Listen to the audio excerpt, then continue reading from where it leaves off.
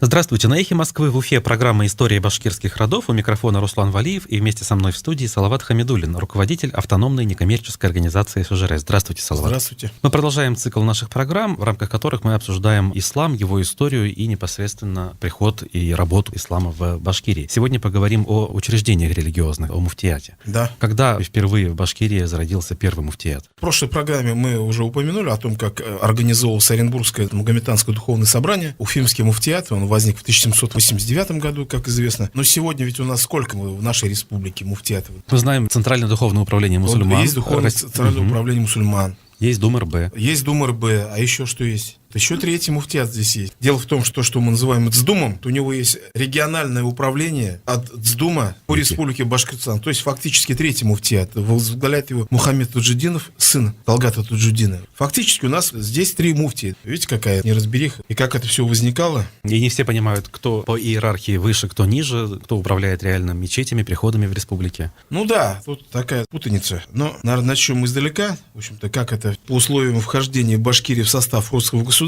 Башкирам гарантировалась неприкосновенность вотчинных земель, в том числе и религии. Однако правительство, как известно, часто нарушало вот эти условия, и все это вызвало череду башкирских восстаний. Поэтому мы не ошибемся, если скажем, что возникновение муфтиятских учреждений, и тем более учреждение центра муфтията Оренбургского Магометанского духовного собрания в городе Уфе, это вот было результатом башкирских восстаний. Прямое следствие. Это же не в Казани, не в Астрахани, не в Нижнем Новгороде, нигде, а именно в Башкирии, в городе Уфе, поскольку вот эти именно башкирские восстания, можно сказать, опять же, с полной уверенностью, сохранили, по крайней мере, во внутренней России ислам, поскольку мы знаем, было очень сильное давление. В 17 веке при Алексее Михайловиче, потом в 18 веке после Петра I каток пошел буквально шквал. Вот, например, Абдрахман Фахриддинов, сын Ризаэддина Фахриддинова, будущий муфти Думес, у него была такая работа «История башкир» о восстании Саида Джафара. Это восстание 1781-1684 годов. Этот бунт придает башкирскому движению новый оттенок. Теперь во главе него стоят не сибирские ханы, боровшиеся за возвращение своего трона, а муллы. Старшина, известный среди башкир по имени Саид Джафар, будучи муллой, почитался башкирами за святого. Религиозная подоплека некоторых башкирских восстаний, она прослеживалась. Особенно она была в восстании как раз в сиитовском бунте. Ну и потом считается, что восстание Батырши, народное название Бурзянский бунт, или в научной литературе ее называют просто башкирским восстанием 1755 года. Считается, что оно шло, это движение под религиозными знаменами. Именно вот это восстание, оно стало той последней каплей, той пушинкой, которая переломила хребет верблюду. Поскольку именно мираж вот этого общемусульманского восстание, которым было напугано правительство, подвигло правительство легализовать ислам, потому что ислам до середины 18 века это была гонимой религией. Елизавета Петровна с сенатским указом от 23 августа 1756 года разрешила строительство мечетей в Казанской, Нижегородской и Симбирской губерниях, в которых до этого они были все разрушены. В Уфимской провинции ничего подобного, в Оренбургской губернии такого не было,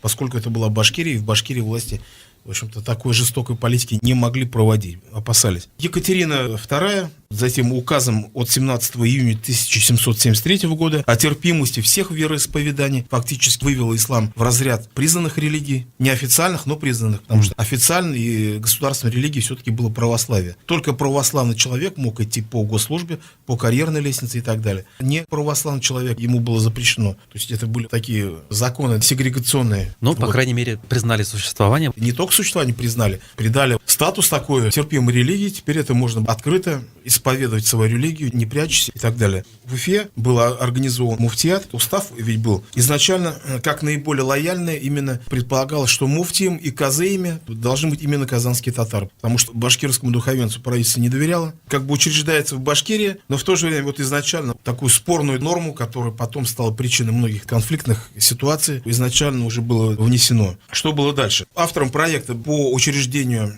Оренбургского духовного магометанского собрания или Уфимского муфтията был барон Отто Генрих Игельстром. Он был генералом-губернатором Уфимского наместничества. И вот он писал: странствующие муллы, ведущие антироссийскую пропаганду, представляют опасность для государства. И поэтому генерал-губернатор предлагал императрице создать особенную комиссию по назначению лояльных правительству элементов на должности мусульманских духовных лиц. Такая была цель изначально вот этого муфтията. создать вот такой религиозный орган, который бы контролировал всех проповедников. Все проповедники являются официальными, законными только те, кого назначает муфтият. Все остальные, они считаются незаконными. Ну, пошли классическим путем. Если ты не можешь преодолеть протест, то лучше его возглавить, получается. Ну, возможно, так. Потом в 1788 году был подписан указ учредить в Уфе духовное собрание магометанского закона, а в 1798 году, то есть через 10 лет, учреждается башкиро-мещерятское войско. Вводится система кантонного управления, как правильно считают ученые, именно учреждение башкиро-мещерятского войска, кантонной системы, когда башкирская элита была интегрирована в российскую элиту, стали получать дворянские титулы. В итоге выстраивание вот этой вертикали, оно и сделало невозможным уже продолжение башкирских восстаний. Одновременно возникает два таких института, как башкирское войско с кантонным управлением, было разделено войско на кантоны, во главе становились кантонные начальники, которые подчинялись командующим башкирским войском, и одновременно религиозную сферу, чтобы контролировать, было создано магометанское духовное управление. И физическая, и духовная сфера были поставлены полностью под контроль государства. Соответственно, все, уже о никаких восстаниях уже речи, конечно, быть не могло. Я к чему это говорю, что изначально ОДМС, Уфимский муфтият, изначально муфтии это были правительственные чиновники, это не сейчас. Они как бы отделены от государства и формально, по крайней мере... Это один из госорганов контроля над населением. Да, как синод был в православии, так же и здесь. Сделали такой мусульманский синод. Первым муфтием был Мухаммеджан Хусейнов. Он был по народности своей мишар. Родился в башкиро-мишарском селе Султаная, нынешнего Кушаренского района. Но хотя выходцами его были предки из села Бурундуки, Свияжского уезда Казанской губернии, правая сторона Волги. Сейчас Буинский, наверное, район Татарстана где-то. Человек он был такой неоднозначный. Можно сказать, а-ля второй такой Тевкелев, потому что по своей деятельности часто употреблялся в разведывательных целях. Правительство его использовало в степях Казахстана. Именно использовали его как муфти, как религиозного деятеля по распространению влияния российской власти на казахских ханов. Соответственно, через него транслировались такие идеи. Вот Хусейнов именовал себя киргизско-айсадским муфтием даже, то есть казахским. Он был реалистом, прагматиком, понимая, что сейчас в тренде, что не в тренде. Допустим, резко он критиковал османский халифат, Османскую империю, понятно почему, и так далее. Был известен многими такими неблаговидными поступками. Допустим, женился на вдове, тогда Суворов взял крепость Измаил и попала в плен жена коменданта Измаила. И вот он женился на какой-то этой турчанке, потом что-то бросил, присвоив ее имущество. Такой был интересный человек. Но духовное управление в Башкирии, оно сразу находилось на Тукаево, где сейчас находится? Изначально вот это здание, оно 19 века, нынешнее резиденция, кирпичные, каменные и так далее. 19 века. Было построено вместе с мечетью в 830 году где-то. Да, это было много позднее. Это было при втором муфтии, нынешний комплекс зданий был построен. При Абдусаляме Абдрахимове он родился в башкирском селе Абдрахманово Бугульминского уезда Самарской губернии, ныне Альметьевского района. Хотя был в сословном отношении относился к тептярам. То есть вот мы уже видим изначально вот этот принцип, когда казанские муллы и так далее, он уже начал, не соблюдался он изначально. В принципе, и первый муфти он не был казанским татарином, а был мишаром и так далее. Вот этот Абдусалям Абдрахманов вошел в историю как инициатор возведения здания религиозного значения. По его ходатайству в 1830 году на средства купца второй гильдии Мумина Тагировича Хазясиитова из города Царево-Кокшайск, нынешний это Йошкар-Ола город, был как раз построен комплекс первой соборной мечети. После смерти второго муфтия к власти во главе муфтиата был поставлен Абдул-Вахид Сулейманов. Он родился в мишарском селе Абдусалямово, нынешнего Аругазинского района Республики Башкортостан. Его предки были выходцами из села Улу-Арбишча, Большой Рыбушкино, нынешней Нижегородской области. После него муфтием был Салимгарей Тевкелев. Тевкелевы, наверное, всем известная фамилия. Предок вот этого Салимгарей Тевкелев, Кутлумухамед Тевкелев, печально известный палач башкирского народа, который топил в крови башкирское восстание 1735-40-х годов. Но Тевкелева, видите как, он вроде крестился, Кутлумухамеда. Из карьерных соображений, понятно, да, потому что не крестившись, он не продвинулся наверх, не получил бы звание генерал-майора, не стал бы помещиком. Чисто из таких карьерных соображений меркантильных принял. А потом, говорят, обратно перешел в ислам. Не случайно один из его потомков стал муфтием. После, как раз вот на период правления Тевкелева, падает вот это печальное дело Зайнула Расулева, когда вот он... Тевкелев, кстати, он сам был довольно-таки благожелательно настроен к Зайнуле Расулеву. И то, что его сослали в ссылку, это скорее не вина, наверное, вот этого муфтията, а сколько давление власти, особенно гражданского губернатора тогдашнего. После Тевкелева муфтием Уфимского муфтиата или Оренбургского духовного магометанского собрания, это было в 1886 году, стал Мухаммедьяр Султанов. Он был дворянин и отставной подпоручик башкирского войска, по национальности башкир из рода Байлар, происходил из села Мастеево Мензелинского уезда.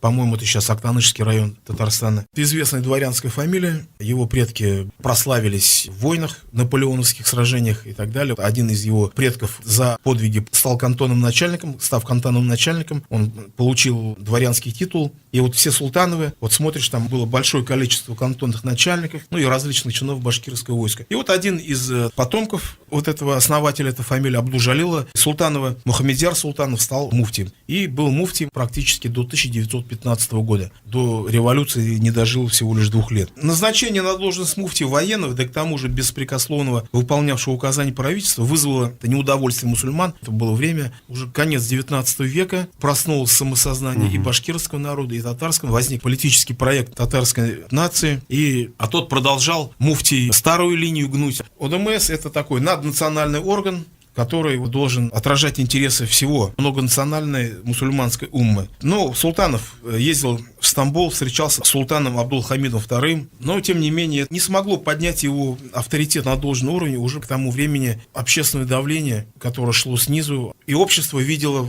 на должности муфти совсем человека иной формации. Они, так скажем, представители вот старой какой-то такой дворянской знати, военной и так далее. И поэтому после него был выдвинут такая компромиссная фигура Мухаммед Сафы Баязитова. Он тоже, кстати, был из мишарского села Тюменцу, Касимовской уезда Рязанской губернии. Как я уже говорил, казанская буржуазия не только, допустим, мы знаем, уже существовала мусульманская фракция Государственной Думы, в которой были представлены различные спектры направления мусульманской общественной мысли. Там были и кадеты, там были и социал-демократы, и так далее, и так далее. И многие хотели видеть уже совершенно во главе духовного учреждения человека иной формации. Допустим, Сафа Баязитов, он как раз был имамом одной из санкт-петербургских мечетей, и вот он был выдвинут на должность муфти ОДМС, Оренбургского духовного магометанского собрания. Он, между прочим, создал такое движение, называлось Сиратуль-Мустаким, в переводе с арабского «прямой путь», которое, кстати, стояло на таких монархических, почти черносотенных позициях. Охранка. Естественно, это тоже не могло не возмущать мусульманскую общественность, поскольку они увидели, что их выбор не оправдался, хотели более либерального человека. В итоге в 1917 году на пост ОДМС, председателя Оренбургского духовного магометанского собрания, был поставлен Алимжан Боруди. Он родился в семье Малой Ковали, нынешнего Высокогорского района Республики Татарстан. То есть, наконец-то, к власти пришел, что называется, казанский татарин. К тому же он был мюридом суфийского шейха Зайнула Расулева. Поэтому многие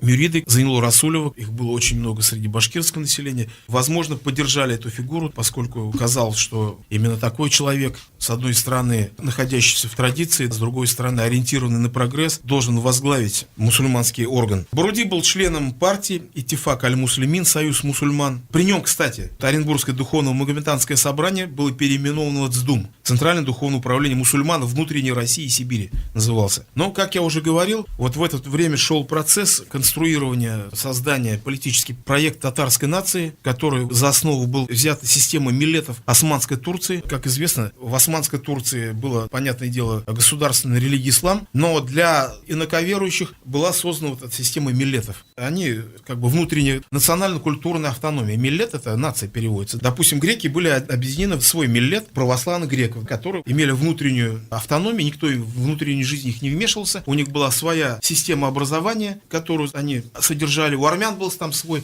армянский миллет, у евреев был свой миллет и так далее, и так далее. Вот эта система. И в основе проекта татарской нации тоже была положена система миллетов. Само название предложил, как известно, название татара Шихабуддин Марджани. И вот эта система миллета по замыслу его создателей была призвана для того, чтобы вот под названием татар объединить всех мусульман внутренней России. И казанских мусульман, и мишарей, и башкир, и нагайцев, и так далее, и так далее. Стал конструировать вот этот проект. И когда наступил 17-й год, начались вот эти революционные события. И вот Алимджан Боруди, который находился во главе теперь уже ЦДУМ, и он, и его соратники взяли и объявили вот этот ЦДУМ фактически министерством по делам религии татарского миллета или идара национального управления тюрко-татар. Был общий мусульманский орган, как бы для всех такой наднациональный, для чего я перечислял национальности предыдущих муфтиев, чтобы показать, что там были представители разных этносов и этносословных групп. Ну, это они так решили, но сами-то народы, они вообще знали об этом? Конечно, знали. Это же происходило на всероссийском уровне, происходило на съездах мусульман, в которых участвовали представители практически всех народностей России. И объявляется ЦДУМ религиозным министерством национального управления тюрко-татар. Как такое директивное решение. Естественно, это многие восприняли в штыки. Но в первую очередь башкиры. Почему это так происходит? Они же не собирались входить в этот татарский миллет, считая себя отдельной народностью, отдельной нацией. В это же время, как известно, происходит в Оренбурге провозглашение Башкирской республики в декабре 1917 года, на котором тоже принимается решение о создании отдельного башкирского муфтията. С этого момента мы видим вот эта единая организация, ЦДУМ, или до этого называлась ОДМС, Оренбургское духовно-магометанское собрание, или Уфимский муфтият, раскалывается. Это произошло в 1917 году. Башкиры, не согласные с превращением наднационального органа в национальное министерство татарского миллета, пожелали выйти из этого состава. И вот с этого времени, можно сказать,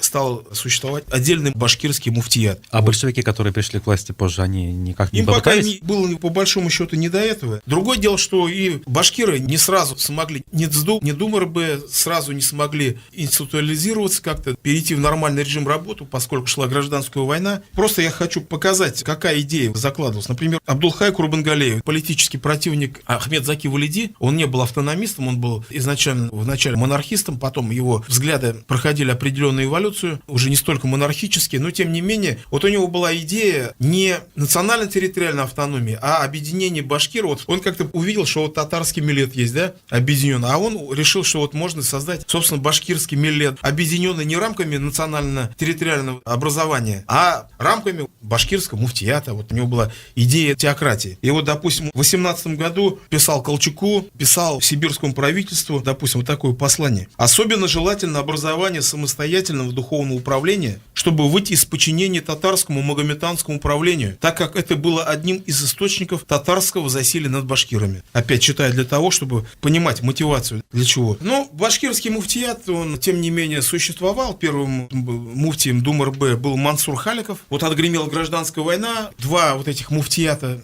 наконец, спокойно заработали. И что самое удивительное, во главе ацдума, вот вместо этого Боруди, который потом следы его теряются, был поставлен Ризаэддин Фахриддинов, который был членом башкирского шуро, участвовал, так сказать, в учреждении ДУМРБ, Духовного управления мусульман Республики Башкортостан. А потом, когда вот образовалось вот это вакантное место, муфти ЦДУМ, видимо, власти не нашли более лучшего кандидата, чем Ризаэддин Фахриддинов. Ну, Ризаэддин Фахриддинов, несмотря на то, что он был одним из учредителей Духовного управления мусульман Республики Башкортостан, возглавил и ЦДУМ. Почему? Потому что, он понимал, что это здесь уже гражданская война прошла, революция свершилась, и теперь уже вот такие междоусобицы внутри мусульман, да, уже ни к чему хорошему не приведут. И они, в принципе, уже потеряли всякий смысл. Уже образована была башкирская АССР, уже существовала татарская АССР, но, тем не менее, Уфа, как исторический центр ислама, благодаря именно Ризе Фахриддинову, он продолжал сохранять свое значение, потому что Ризаэддин Фахриддинов, это был слишком уж очень уважаемый ученый мусульманский, его отправляли на мусульманские конгрессы, использовали на внешней,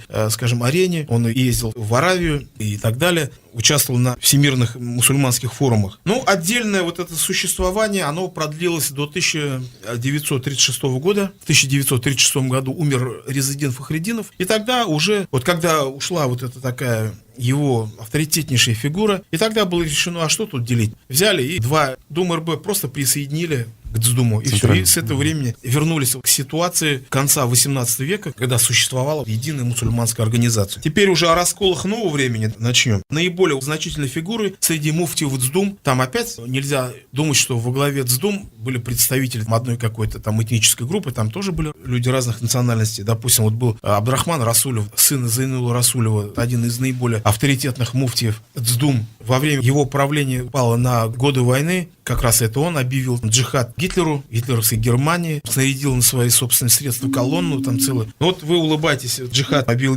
Гитлеру, да, вроде смешно. На самом деле это довольно-таки серьезная вещь, поскольку во всем мусульманском мире смотрели, как отреагирует Советский Союз, понятно, а здесь вот нужно было продемонстрировать, что мусульмане Советского Союза полностью тоже находятся на стороне своего правительства и будут воевать против Гитлера, да, в то время как некоторые муфтияты Ближнего Востока, извините меня, они заискивали перед Гитлером. После муфтия Абдрахмана Расулева, он был сыном и был, понятное дело, мюридом Зайнула Расулева. Следующий муфтий Шакир Хилядинов, он тоже был мюридом Зайнула Расулева, тоже это была такая очень крупная фигура, большая. А после него Шакир Хилядинов, недолго был период, буквально 5 лет, Абдул-Бары Исаев, а после него уже пришел снова уроженец Казани Талгат Таджуддин. И вот при нем как раз возглавляемая им организация окончательно распалась на части. Причем уже не на 2 части, как там в 1917 году, а уже там на десятки частей. Но тут надо сказать, что Талгат Таджуддин пришел еще в 80-е годы, правильно, да, на эту да, должность? Да. И время другое пришло, и, соответственно, стало возможным вот это вот разделение вновь. Ну, тут как посмотреть, там пошел период федерализации России,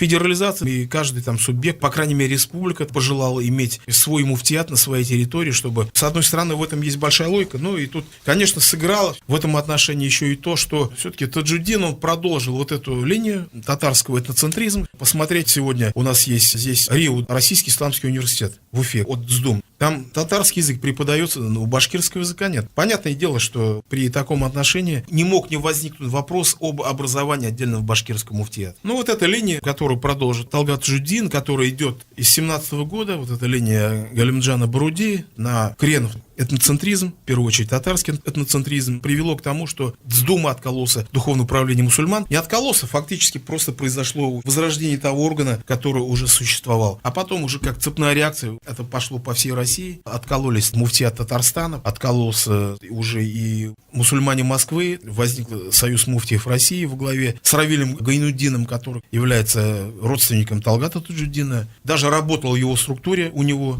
но потом вот решил уйти от своего бывшего шефа. Еще возник, получается, некий филиал ДСДУМа Поскольку Башкирии. Талгат Таджуддин, он же не оставляет как бы надежд починить себе вот этот Дум РБ, то есть хотя не понимая, зачем ему чемодан без ручки, который он не сможет унести, и все это чревато продолжением конфликта. Непонятно для чего, но тем не менее он старается, пытается. Для этого вот и было учреждено региональное управление ДСДУМ по республике Башкортостан во главе с его сыном. А Центральное духовное управление на сегодняшний день при наличии региональных независимых структур вообще какое значение имеет в общественной жизни мусульман России в целом? На мой взгляд, сугубо, может быть, и не очень правильный или это профессиональный. Мне кажется, вот больше функция такого пиара. То есть всегда вот нужно выйти и сказать от имени всех мусульман, хотя, понятное дело, Талгат Таджуддин не представляет всех мусульман, далеко не то, что всей России, и не всех мусульман Республики Башкортостан России, но и вот выйти и заявить, там, сделать какое-то громкое заявление в русле там, господствующих трендов политических и так далее. Я считаю, что вот больше вот такая функция медийная персона, нежели там реально что-то, которое на что-то может влиять. Ну вот с точки зрения восприятия широких масс, да, российских, наверняка именно Талгат Таджуддин является все-таки главой мусульманского мира России, хотя бы потому, что во время самых главных праздников мусульманских на федеральных каналах транслируется именно его проповеди. Ну правильно, потому что власть его так позиционирует. Поезжайте в Кавказ и спросите, кто такой Талгат Таджуддин, вам вряд ли, наверное, назовут. Ну и в Татарстане, так скажем,